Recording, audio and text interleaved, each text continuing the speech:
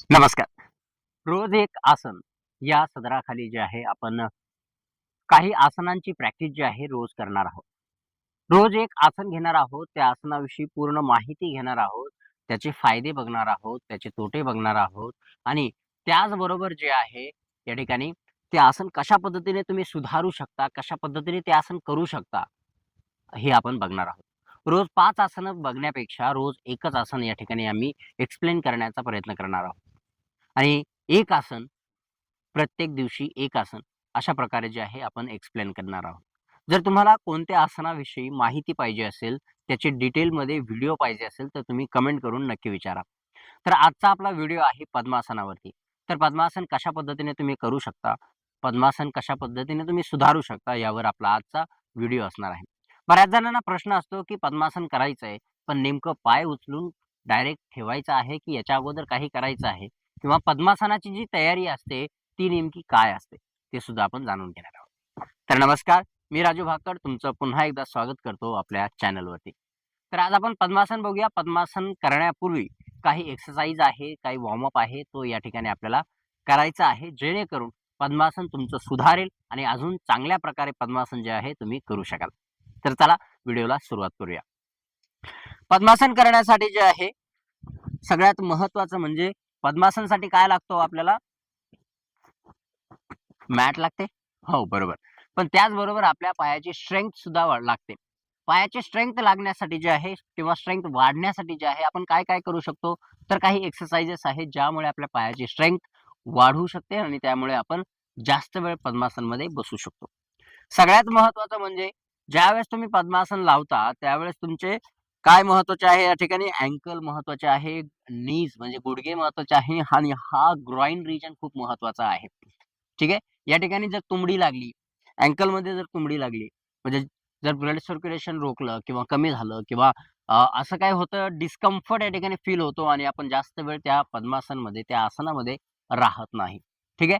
तर ती तुंबडी काढणे किंवा जो डिस्कम्फर्ट जो नेस आहे, डिस्कम्फर्टनेस जो आहे, तो आपल्याला कमी करायचा आहे आणि त्याचमुळे आपण आजचा व्हिडिओ शूट करत आहोत. तर आज आपण जे आहे पद्मासनसाठी अशा पद्धतीने पाय सरळ ठेवणार आहोत आणि पहिलं म्हणजे आपल्या अँकलसाठी आपण स्ट्रेच करणार आहोत अँकल. अँकल स्ट्रेंथसाठी. ज्यावेळेस आपण श्वास घेऊ,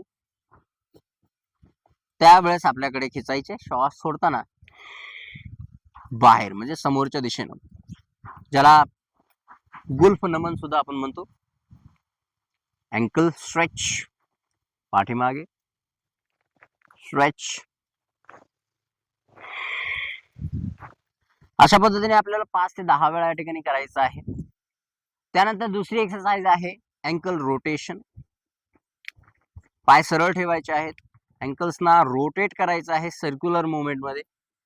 5 ते 10 वेळा right to left, clockwise, anti clockwise अशा पद्धतीने दोन्ही साईडने आपल्याला या ठिकाणी अँकल रोटेशन जे आहे करून घ्यायचं आहे. त्यानंतर बोटांची मुवमेंट करायची आहे पायाची. पायाची बोट अशा पद्धतीने दुमडायची आहेत. स्ट्रेच करायचे आणि रिलॅक्स सोडायचे. स्ट्रेच करायचे, रिलॅक्स सोडायचे. स्ट्रेच करायची, रिलॅक्स सोडायची. स्ट्रेच करायची, रिलॅक्स सोडायची. स्ट्रेच करायची, रिलॅक्स सोडायची. असे 5 ते 10 वेळा या ठिकाणी तुम्ही करू शकता.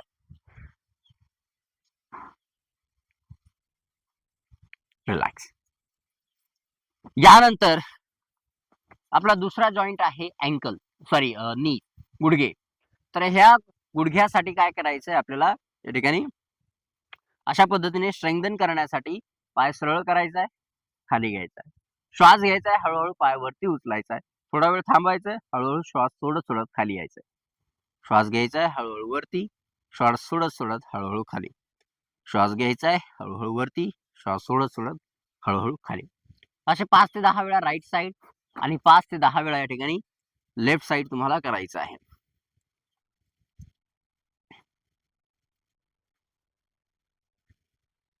आणि थांबायचं.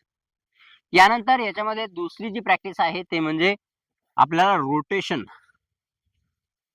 या ठिकाणी करायचंय. आता रोटेशन करण्यासाठी काय करायचंय? आपल्या असं समजायचं आपल्या अंगठ्यामध्ये, मी हे मांडी घालून दाखवतो तुम्हाला एक्झॅक्ट. तर अशा पद्धतीने पाय ठेवला आपण. चला ठीक आहे, पाय सरळ केला, अशा पद्धतीने पाय केला. त्यानंतर असं समजायचं आपल्या अंगठ्यामध्ये आणि दुसऱ्या बोटामध्ये काय आहे, चॉक आहे, आणि तो असा फिरवायचा आहे.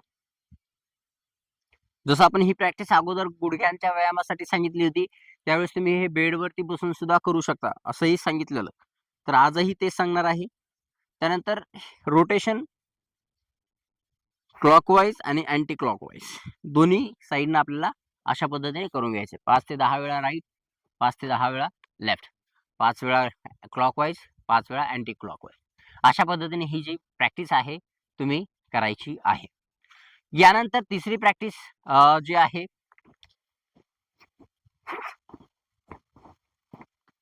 आपल्या ग्रॉइन रिजनसाठी पाय फोल्ड करायचा आहे. या ठिकाणी हा जो भाग आहे याच्यासाठी टाच आपल्याकडे घेण्याचा प्रयत्न करायचा आहे. श्वास घ्यायचा आहे, श्वास सोडायचा आहे, श्वास घ्यायचा आहे, स्ट्रेच खाली, श्वास सोडायचा आहे, श्वास घ्यायचा आहे,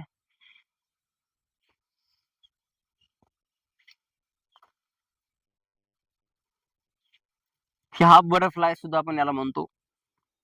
हे 5 ते 10 वेळा या ठिकाणी राईट साइड करायचं आणि 5 ते 10 वेळा लेफ्ट साइड आपल्याला करायचं आहे. यामुळे पद्मासन मध्ये जे आहे, जो डिस्कम्फर्ट आपल्याला फील होतो, जास्त वेळ बसू देत नाही, ते कमी या ठिकाणी होतं आणि आपण जास्त वेळ आसनामध्ये बसतो, त्याचबरोबर आपल्या पायाची स्ट्रेंथ सुद्धा या ठिकाणी वाढत असते. यानंतर आपल्याला बटरफ्लाय करायची. पूर्ण पाय या ठिकाणी, पायाचे तळवे अशा पद्धतीने जॉईन करून घ्यायचे आणि हळूहळू मुवमेंट या ठिकाणी आपल्या पायांना, गुडघ्यांना द्यायची आहे. गुडघे वरती उचलायचे, खाली सोडायचे, वरती उचलायचे, खाली सोडायचे. या ठिकाणी बघू शकता आपल्या ग्रॉइन रिजन मध्ये या ठिकाणी मुवमेंट होत आहे आणि जे स्टिफनेस आहे, फ्लेक्झिबिलिटी कमी आहे, त्यामुळे सुद्धा एखाद्या वेळेस आपण पद्मासन मध्ये जास्त वेळ बसू शकत नाही. ठीक आहे, तर ही एक एक्सरसाइज आहे. त्यानंतर या ठिकाणी हिप मोबिलिटी म्हणून एक एक्सरसाइज आहे. त्यासाठी तुम्हाला अशा पद्धतीने बसायचं आहे, पायामध्ये अंतर असेल आणि हात एकमेकांमध्ये गुंतवायचे अशा पद्धतीने बोटे, आणि त्यानंतर श्वास सोडायचा आहे, दोन्ही गुडघे खाली टेकवायचे, ज्या दिशेने तुम्ही मूव्ह कराल त्या दिशेकडे बघायचे. त्यानंतर पुन्हा श्वास घेत परत श्वास सोडत दुसऱ्या बाजूने. ही जी एक्सरसाइज आहे, ही हिप मोबिलिटीची एक्सरसाइज आहे, ती तुम्हाला या ठिकाणी हिप मध्ये मोबिलिटी देण्यासाठी, फ्लेक्झिबिलिटी वाढवण्यासाठी मदत करेल आणि जास्त वेळ या ठिकाणी तुम्ही या आसनामध्ये, पद्मासन मध्ये बसू शकता. 5 वेळा राईट टू लेफ्ट आणि 5 वेळा लेफ्ट टू राईट या ठिकाणी आपल्याला करायची आहे. तर अशा पद्धतीने जे आहे हिप मोबिलिटी एक्सरसाइज करायची आहे. हिप मोबिलिटी एक्सरसाइज झाल्यानंतर तुम्हाला पाय सरळ करून या ठिकाणी बसायचं आहे. तर अशा काही एक्सरसाइज आहेत ज्या तुम्हाला या ठिकाणी करायच्या आहेत. यानंतर सगळ्यात महत्वाचं इथे कंबर. तर कमरेचा भाग रिलॅक्स ठेवण्यासाठी, जर त्या ठिकाणी स्टिफनेस असेल तर ते रिलॅक्स करण्यासाठी तर तुम्ही काय करू शकता, बटरफ्लाय पोज मध्ये जे आहे तुम्ही आरामशीर हळूहळू जे आहे समोर जाण्याचा प्रयत्न करू शकता. खाली जायचंय, श्वास घ्यायचा आहे, वरती यायचंय. ग्रॉइन रिजन मध्ये सुद्धा याचा फायदा होईल तुम्हाला हिप मोबिलिटी मध्ये. असं 3 ते 4 वेळा या ठिकाणी करायचं आहे. यानंतर ट्विस्टिंग आसन जे आहे तुम्ही करू शकता. ट्विस्टिंग मध्ये तुम्ही सिंपल पोज मध्ये बसायचं आहे, अशा पद्धतीने श्वास घ्यायचा आहे, श्वास सोडायचा आहे, ट्विस्ट करायचं आणि पाठीमागे बघायचं. श्वास घ्यायचा आहे, सेंटरला यायचंय, श्वास सोडायचा आहे, पाठीमागे बघायचं.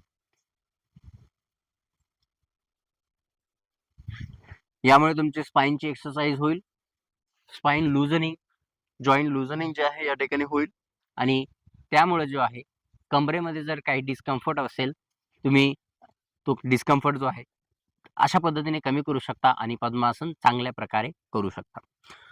चला तर मग आता पद्मासन करायला सुरुवात करूया.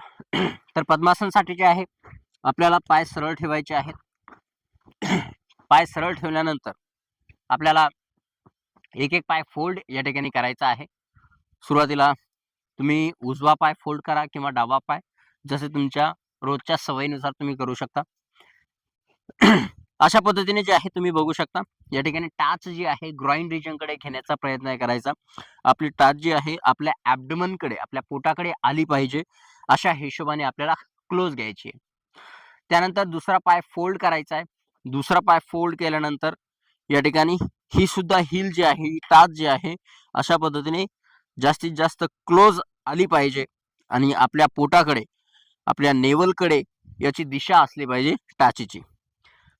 आणि अशा पद्धतीने जे आहे तुम्ही हे पद्मासन जे आहे करू शकता. चिन मुद्रेमध्ये हात ठेवायचे, डोळे बंद करायचे आणि या ठिकाणी बसून राहायचं.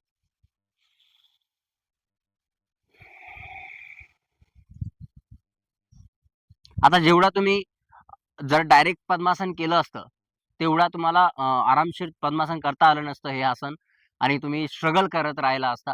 पण ज्यामुळे तुम्ही हे आसन करू शकला तर ते म्हणजे प्रिपरेटरी एक्सरसाइजेस. पद्मासन करण्यापूर्वी ज्या एक्सरसाइजेस आहेत त्यामुळे हे आसन तुम्ही परफेक्टली करू शकता आणि या ठिकाणी तुमची इम्प्रूव्हमेंट जी आहे या आसनामध्ये तुम्ही करून घेऊ शकता. तर पद्मासन परफेक्ट करण्यासाठी जे आहे तुम्ही या एक्सरसाइजेसचा वापर करू शकता, उपयोग करून घेऊ शकता आणि तुमचं पद्मासन जे आहे या ठिकाणी तुम्ही चांगल्या पद्धतीने करू शकता. पद्मासन करताना एवढं मात्र लक्षात ठेवायचं आहे, की पद्मासनच्या वेळी आपला पद्मासन जे आहे अशा पद्धतीने नॅरो झालं नाही पाहिजे, एकदम बारीक झालं नाही पाहिजे. तर आपला बेस जो आहे, बेस हा ब्रॉड असला पाहिजे.